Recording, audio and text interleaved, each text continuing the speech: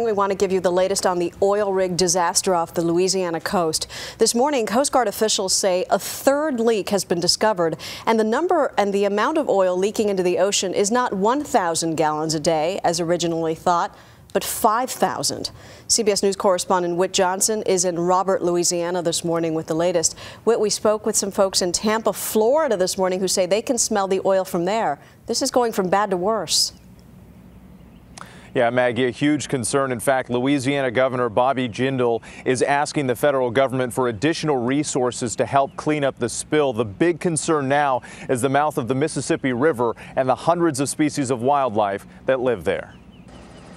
The Coast Guard estimates 5 times as much oil has been spilling into the Gulf of Mexico than previously thought.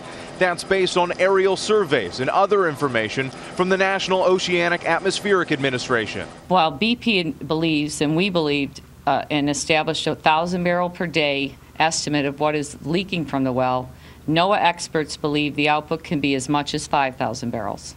The new estimate comes as officials from BP, which leases the well, announced the discovery of a third leak located upstream from 2 previous ones. We do not believe this changes the amount currently estimated to be released. The 2,100 square mile slick, now bigger than the state of Delaware, is some 20 miles offshore, but could reach the Gulf Coast by Friday.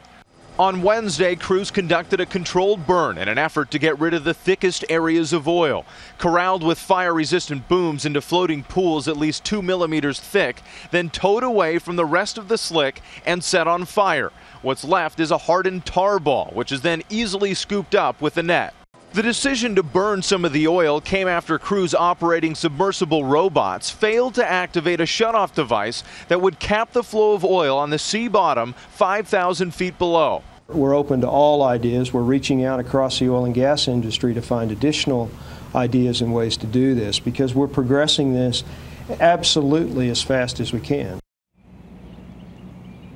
At this point, the Coast Guard has no estimate as to how long it could take to get this leak under control.